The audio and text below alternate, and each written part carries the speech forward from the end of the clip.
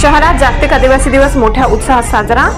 दरवर्षीप्रमाणे यंदाही जागतिक आदिवासी दिवस नवापूर शहरात मोठ्या उत्साहात साजरा करण्यात आला।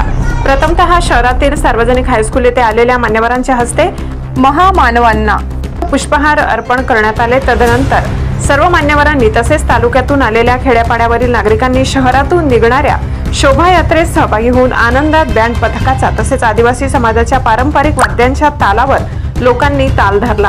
या शोभायात्रेत तालुक्यातील सामाजिक, राजकीय, शैक्षणिक, सामाजिक, मीडियात काम करणारे प्रतिष्ठित नागरिक सामील झाले होते।